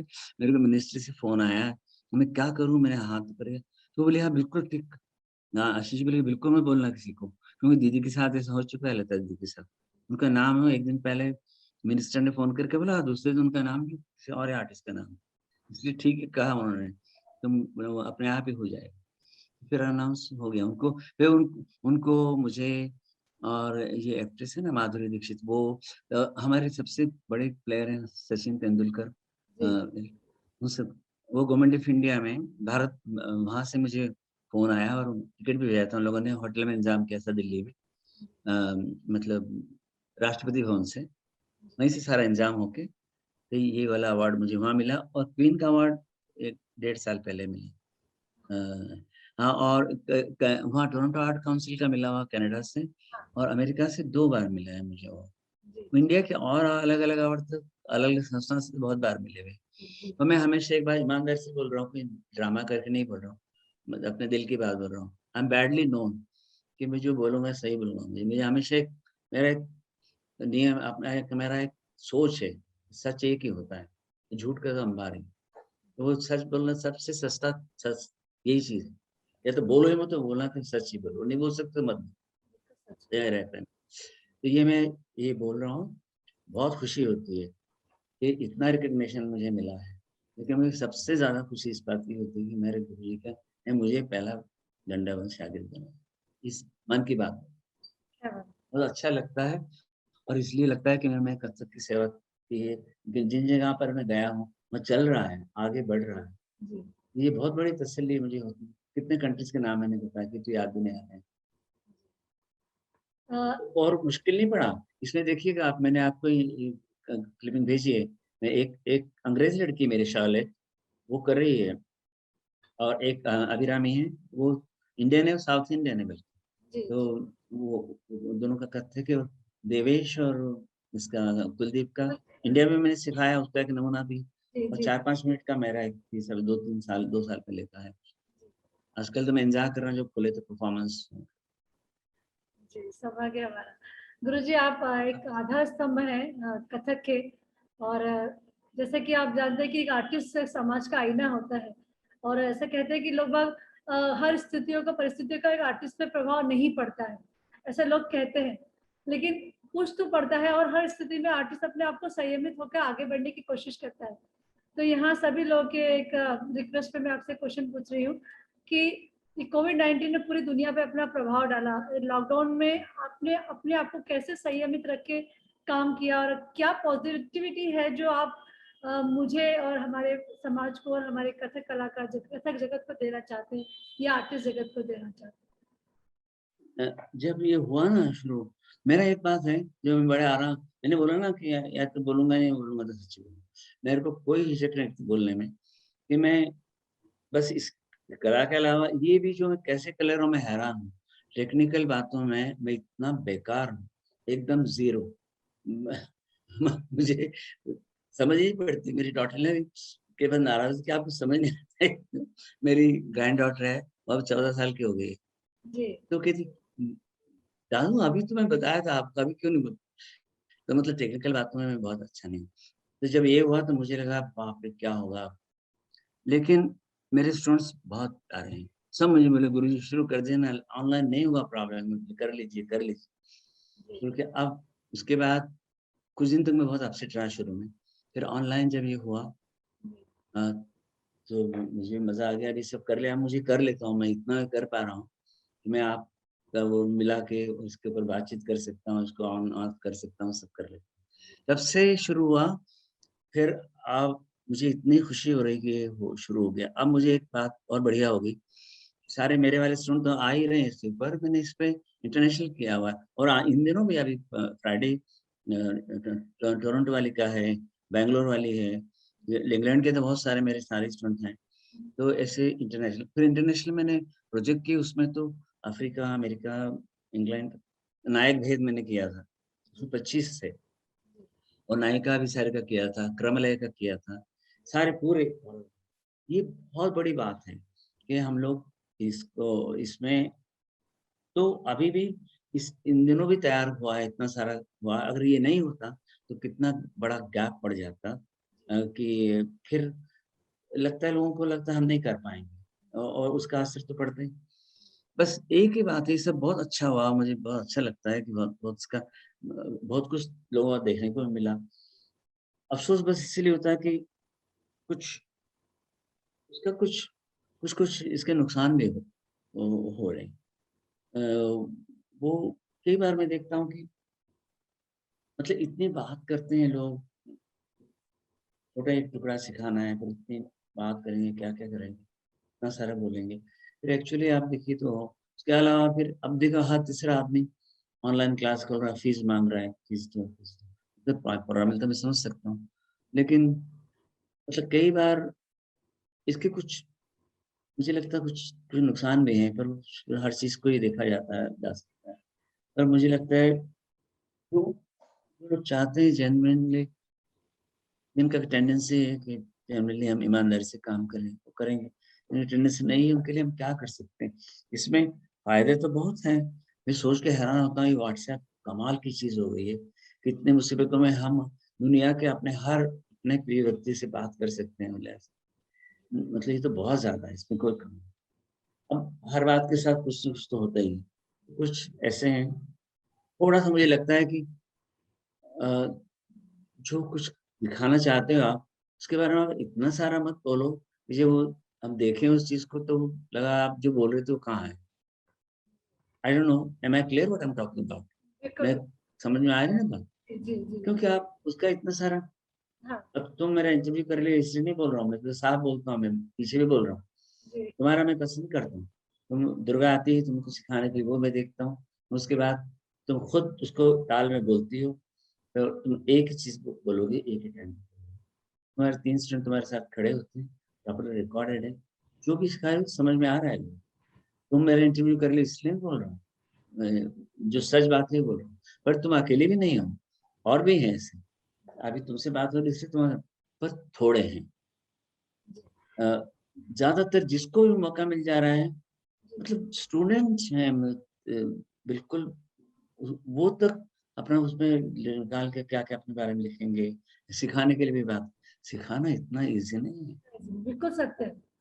आज की हाँ, पीढ़ी समझ नहीं सिखाना पाती है, जो एक गुरु पद को पाना और उसको निभाना बहुत मुश्किल बात है। आप सच कह रहे हैं बहुत। कि आजकल के हाँ, स्टूडेंट अपना लिखने लगे हैं, अपना खुद का वर्चस्व दिखाने लगे हैं, जबकि इस कला के लिए एक जीवन समर्पित होता है, एक जीवन कम पड़ता है, एक जन्म कम पड़ता है, ऐसा मुझे लगता है। और बिल्कुल सत्य कहा कि आपने पूरा इतना समर्पित किया है अपने आप को, तब जाके आप हर स्थिति में एक सम की तरह स्थिर रह के आप काम कर पा रहे हैं।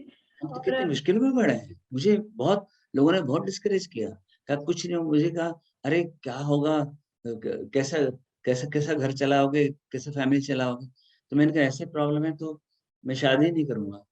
नहीं, बोले बाल बच्चों को क्या खिलाओगे, बीवी को क्या खिलाओगे। मैंने कहा ऐसी प्रॉब्लम आएगी तो मैं शादी नहीं करूंगा। तो बोले अच्छा शादी नहीं करोगे तो खाना तो खाओगे। मैंने कहा हाँ, खाना खाऊं। मैंने कहा कोई बात नहीं, मैं एक टाइम खा लूंगा, और इतना मुझे कॉन्फिडेंट हूँ कि इतना कमा लूंगा मैं एक टाइम खाना। और बड़ी कई लोग जानते हैं, मेरे क्लोज जो लोग हैं, और मैं बोल रहा हूँ कई लोग सुन रहे होंगे तो जानेंगे क्या मैं ठीक कह रहा हूँ। मतलब कम से कम 25 से ऊपर साल हो गए मैं एक टाइम ही खाता हूँ। हाँ, ईश्वर दया से 5-10 लोग मेरे घर में खा सकते हैं, पर मैंने अपने आप को बस मेंटेन करने के लिए, मेरा मतलब हृदयनाथ है, हमने बताया हमारा रिलेशन है हृदयनाथ मंगेशकर दीदी लोगों का। तो हृदयनाथ मंगेशकर एक बार मुझे बोले, मेरा वेट थोड़ा ज्यादा था, बोले यार तुम 75 तक कर लो ना तो मजा आ जाए, तुम 75 तक कर लो। आज की डेट में मैं 69-70 पे आए रखता हूँ उसको, 71-72, 75 तो बहुत दूर। एक टाइम 80 था मेरा, 80-81 था। आज की डेट में मेरा 70 की था। और उसको कंट्रोल करा मुझे, और अपनी आदत डाल ली एक टाइम खाने की। मुझे कोई फ्रूट्स सेव खाना, एक टाइम शाम को खाना, हाँ, बहुत कम खाता।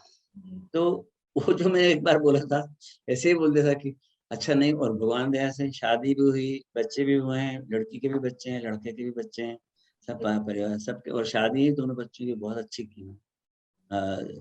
तो सभी हो गया, लेकिन मैंने ये कहा था कि अच्छा नहीं मिलेगा, शादी भी नहीं करूंगा और खाना भी एक टाइम खा लूंगा। ये सब कुछ हो गया, बड़ी ईश्वर कृपा, बहुत बड़ी कृपा है मालिक। यहाँ यहाँ घर है, इंडिया में घर है, सब कुछ है, क्या सभी कुछ तो है। गुरु की कृपा है, महाकाल बाबा की कृपा है, लोगों का मन और प्यार और आशीर्वाद, किसी बात की कमी नहीं है मेरे। तो बस यही मैं कोशिश करता हूँ कि जो भी कुछ होता है ऑनलाइन भी, जो भी जरूरतमंद मेरे लोग हैं, नाम नहीं बोलता कुछ नहीं, जितने जो कर सकता मैं कर रहा हूँ इस टाइम में। जितने भी मैंने ये इंडिया के लिए किया है काम, अपने तरफ से डोनेट करता रहा हूँ प्रॉब्लम्स को। हमारे कई कलाकार भाई लोग प्रॉब्लम, जो कुछ मैं अपने लेवल पे कर पा रहा हूँ कर रहा हूँ। बस ऊपर वाले का आशीर्वाद है जो हो रहा है। और पूछ लीजिए, पूछना। आज का अंतिम क्वेश्चन है, अंतिम प्रश्न है, और सभी पीढ़ी जो चाहती है कि मैं आपसे क्वेश्चन करूं, और एक रिक्वेस्ट भी कर रही हूँ कि आपने जो अपना समर्पण दिया है इतना, और इतना आप समर्पित रहे हैं अपने, और इतना विश्वास से आप अपनी कला को आगे बढ़ाते रहे, और आज तक आप ये काम करते हैं। मैं आज आपको जब नृत्य करते हुए देखती हूँ तो मैं खुद मेरे मन में, मतलब मेरे संपूर्ण शरीर में हलचल मच जाती है, और बोलना चाहिए कि मेरे रोम रोम खड़े हो जाते हैं जब मैं आपको नृत्य करते देखती हूँ, आपका अभिनय करते देखती हूँ। तो मुझे लगता है कि साक्षात महाराज जी को मैं आप में देखती हूँ। ऐसा जैसे दुर्गा दीदी करती है, शर्मा दीदी करती है, तो महाराज जी को साक्षात देख पाती हूँ, क्योंकि महाराज जी से तो हम कभी मिले नहीं है, लेकिन आपके जरिए हम महाराज जी को हर जगह महसूस कर रहे हैं। तो आप ही के जरिए मैं पूछा, क्योंकि महाराज जी से तो अभी मेरा कभी मिलना हुआ नहीं है। तो जनरली मैं आपसे एक पूछना चाहूंगी, आज का अंतिम क्वेश्चन है ये, कि आज की पीढ़ी को उभरते हुए कलाकार हैं, उनको आप क्या संदेश देना चाहते हैं, और क्या कहना चाहते हैं कि वो चीज अपने लाइफ में ये मेंटेन करें, और कहीं एक सदमार्ग पर चलने की कोशिश करके अच्छा इंसान से पहले अच्छा, मतलब अच्छा आर्टिस्ट होने से पहले अच्छा इंसान बन जाए, ऐसा मेरी इच्छा है। तो आप उनको जरूर एक सीख ये दीजिए। संदेश ये दीजिए। बहुत बहुत अच्छी बात पूछी तुम। और मैं ये कहूंगा कि देखो आजकल देखो हर चीज, दुनिया की कोई भी चीज उठा के देखिए, कोई भी चीज 100% अच्छी या 100% बुरी नहीं होती है। कुछ न कुछ थोड़ी बहुत प्रॉब्लम होती है, कुछ अच्छा होता है, कुछ ये नहीं होता। तो अब टाइम के साथ आजकल में जो फायदे हैं आजकल के विद्यार्थियों का, हम लोगों को we were not allowed to write. एक दिन मैंने अपनी कॉपी खोल के देखी है कि क्या लिखा हुआ, एक टुकड़ा लिखा हुआ था उसमें, और मेरे स्टूडेंट आए दिन यही पूछते रहते हैं जो 15-20 साल से सीख रहे हैं कि आप कभी कुछ देखते ही नहीं कि सारा यहाँ भरा हुआ सिखाते ही जाते। तो तुम हमको लिखना अलाउड नहीं था। सुलोचना हमारे साथ सीखती, गाना सीखती थी। वो कहती थी उस्ताद जी इतने कड़े हैं, मैं क्या करती हूँ, मेरे तानपुरे के ऊपर धूल जमी रहती है ना, उसमें कुछ निशान कर लेती हूँ, लिखने नहीं देते हैं बिल्कुल। तो जी लिखना अलाउड नहीं था। अब तो आप लोग को तो मतलब गुरुजी कहते थे अच्छा मैं कर देता हूँ, वीडियो कर लो, तुम घर पे उसको देख के कर लेना, ये मैं इसको टुकड़ा बोल देता हूँ, इसको इसमें लिख लेना। जी जी कितनी सहूलियत है यहाँ सीखने वालों को, हम जी लोग के कंपैरिजन में। हम जी लोग तो लिखना भी अलाउड नहीं, बिल्कुल बिल्कुल। बस हाँ, ये एक बात। दूसरी तो बहुत मेहनत का काम है, ये काम इजी नहीं है। वो गुरुजी जो बोलते थे ना, शायद गुरुजी ने जो मुझे गंडेवाल के टाइम पे चना और गुड़ खिलवाया था महाराज जी से, यही तो बोले थे, ये थी लोहे के चने चबाने से काम है। और वो लोहे के चने अब शायद कड़े चने हो गए हैं मेरे ख्याल, इतना इन लोगों को बहुत बड़ा फर्क है आजकल के सीखने वालों को। लोहे के नहीं चबाने पड़ेंगे, उनकी उनके साथ और इतनी सहूलियत है, पर उनका दुरुपयोग न कर उनको उपयोग करेंगे तो ये अच्छा रहेगा।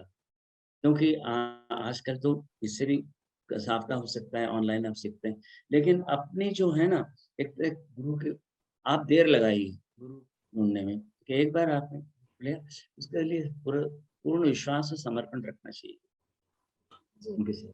और वो गुरु भक्ति को गुरु तो देते हैं, वो नहीं दे, कहाँ से आएगा? मैं तो पहले ही बताया ना, माँ-बाप ने जन्म दिया है हमें ना, कला तो गुरु ही देता है। कलाकार बनना चाहते हैं तो सबसे पहले गुरु का नाम आता है। ये मेरा एक मुँह से कहना पड़ता है। फिर शॉर्टकट नहीं है भैया इसमें। जी अभी भी मैं खड़ा होके जिधर भी जाता हूँ, खड़ा होता हूँ, किचन में चाय बनाने के लिए चला जाता हूँ, वहीं 3-4 बर्तन मार देता हूँ, दरिर, दरिर, दरिर, दरिर, वहाँ। तो मतलब अभी भी एग्ज़ाम ही नहीं करते हुए चक्कर मार के देखता हूँ, हो रहा है कि नहीं हो रहा है। अभी मैं 79 प्लस हूँ इस टाइम, हाँ हाँ मेरी एज जो है। हाँ, और अभी तक ईश्वर की दया से मैं इतना कर पा रहा हूँ कि गुरुजी ने 4 वीक पहले मुझे कहा कि अच्छा लगा, तेरा पैर भी अभी चल रहा है बढ़िया, सब अच्छा कर रहे हो, बढ़िया। तो ये काम करने के ऊपर है, सैक्रिफाइस भी माँगता है ये काम। तुम लोगों को, आजकल के लोगों को तो कितने, हम लोगों के कंपैरिज़न में कितनी सारी सहूलियतें हैं। तुम लोगों को ईज़ी है अपने आप।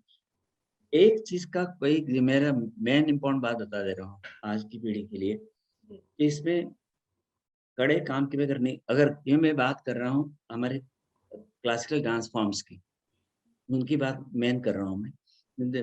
मैं जिन जो मेरा क्षेत्र है, तो हमारे कथक है, भरतनाट्यम है, मैं जो भी हमारे क्लासिकल डांस फॉर्म्स हैं, सारी। अब कथक की तो मेनली कथक की बात मैं कर रहा हूँ। इसमें ये आप इसमें सस्ता सौदा नहीं है ये, जी आपको मेहनत करनी ही करनी पड़ेगी। हम्म, डोंट टेक इट ईज़ी। इसमें और अपने जो भी आपको सीखा है उसको आत्मसात कीजिए। नेवर थिंक और दूसरे लोगों को भी देखिए आप। दूसरे लोगों को सिर्फ़ इसलिए मत देखिए कि उसने बाँका टेढ़ा कर दिया। अच्छा भी कुछ किया होगा ज़रूर। मैं अभी भी लोगों को देखता हूँ और कई बार जूनियर्स को मैं देखता हूँ क्या वो चीज़ बहुत अच्छी कर दी इसने। तो अपने मन में तो साफ रखना चाहिए नहीं कि जो मैं कर रहा हूँ वही बस सबसे अच्छा और कोई करे नहीं। वो नहीं होना चाहिए। इसका ये अभिमान तो आना ही नहीं चाहिए। मतलब अपने आप को बस लगाए रखो और रेगुलरिटी बहुत ज़रूरी है। मैं अपने स्टूडेंट से भी कहता हूँ ये बात। जी जैसे हर चीज़ है, आजकल मैं जानता हूँ हर इंसान, मैं स्टूडेंट से यही बोलता हूँ, ये बात यहाँ रिपीट कर रहा हूँ कि देखो सुबह उठ के हमने जो सुबह उठ के खाना-पीना, नाश्ता ये वो सब करें, स्कूल जाना है स्कूल या कॉलेज जाना है, जॉब पे जाना जॉब कर सारा कुछ करते हैं और उसमें कोई कोताही नहीं करते, हमारे रेगुलर पूरी ज़िंदगी करते हैं। एक टाइम उसमें से इतना भी निकाल लीजिए कि डांस के लिए भी इतना टाइम मुझे करना ही है। चाहे थोड़ा जितना आप अफ़ोर्ड कर सको। जिस दिन ज़्यादा मिले ज़्यादा कर लो। उससे टच मत छोड़ो। जी don't take it for granted. जी जो गुरु लोग बोलते हैं बड़ी सच्ची बात है, मैंने आजमाया इस बात को, कि ये बड़ा दगाबाज दोस्त है बेटा। और ये बड़े गुरु लोगों ने हमसे कहा, मैं तुम लोगों से नहीं कह रहा हूँ, मैं तो रिपीट कर रहा हूँ जो मैंने सुन के मैंने आत्मसात किया। वो कहते थे, हाफिज अली खान साहब हैं, गुरु जी सुंदर प्रसाद जी हैं, ये सब लोग जो बड़े बड़े गुरु लोग हैं यही कहते थे कि बेटा ये बड़ा, सुंदर प्रसाद जी गुरु जी हमेशा कहते थे, बेटा ये बड़ा दगाबाज दोस्त, इसको एक दिन छोड़ो तो ये 10 दिन छोड़ देता है, इसको हमेशा लाड करते रहो, उसको सहलाते रहो, उसको प्यार करते रहो, ये काम अपने काम से रखे तो बात बनती है। शो ऑफ करने की कोई जरूरत नहीं है, आपकी मेहनत अपने आप दिखेगी, आपको बोलने की जरूरत नहीं है, देख लेंगे लोग। मेहनत इसमें बहुत जरूरी, श्रद्धा और विश्वास, ये चीजें बहुत जरूरी। डोंट टेक इट लाइटली, सीखना चाहता हूँ। आज अंतर्मन से मैं आपको कोटि कोटि धन्यवाद देती हूँ। आपने अपना कीमती समय देकर मुझे और भावी पीढ़ी को कृतार्थ किया है।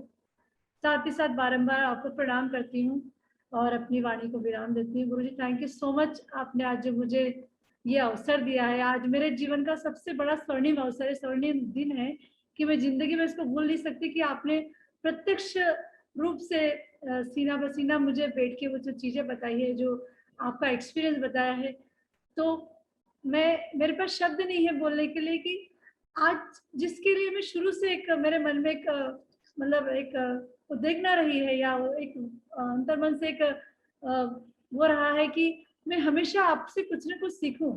और आज सारी पीढ़ी और सारी जो हमारी कथक या हमारे जो समाज है, आर्टिस्ट समाज, वो आपकी बातों को सुन रहा है और जान रहा है। तो मुझे यकीन है कि सभी लोग बहुत मन से आशीर्वाद और नमस्कार सबको। Thank you very much, it's very nice of you to thank you take so much interest in my talking and asking me. My pleasure always. और मैं तो look forward कर रहा हूँ। और इंदौर, बाप रे, मेरे लिए तो नाम सुन के नशा आता है मेरे को जी।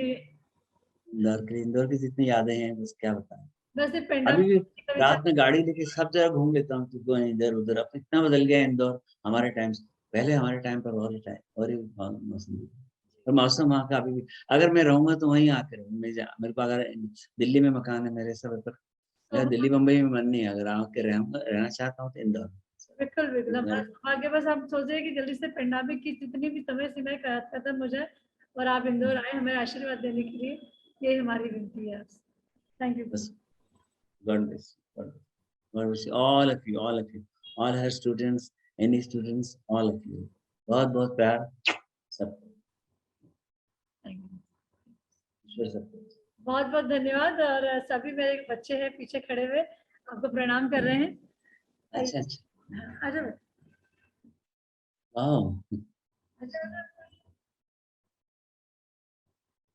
ये हमारा पूरा जो आपको सुन रहा है।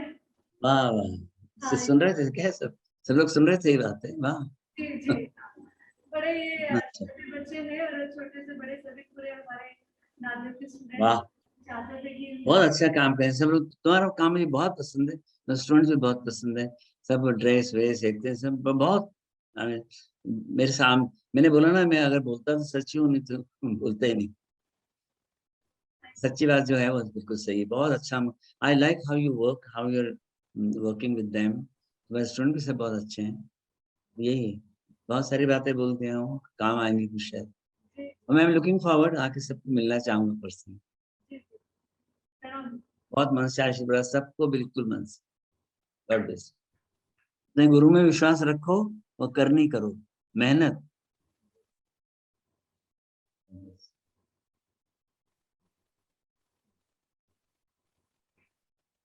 थैंक यू सो मच गुरुजी, बहुत सुंदर आज का दिन मेरा, और ये भी शब्द नहीं है बोलने के लिए।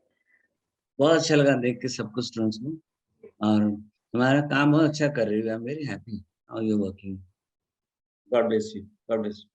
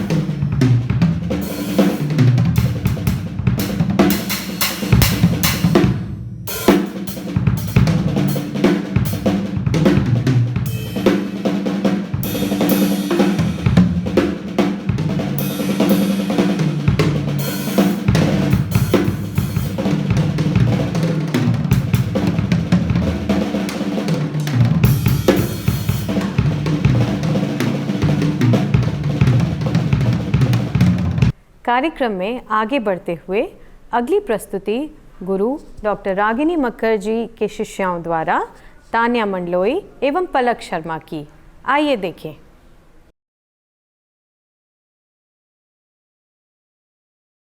Thank you.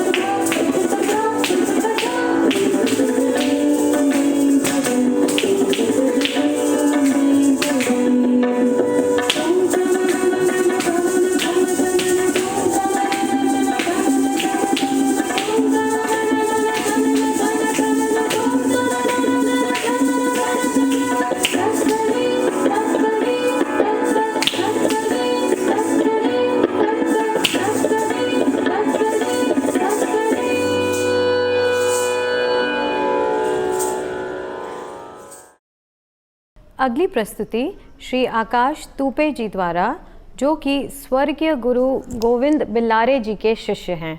आइए देखें।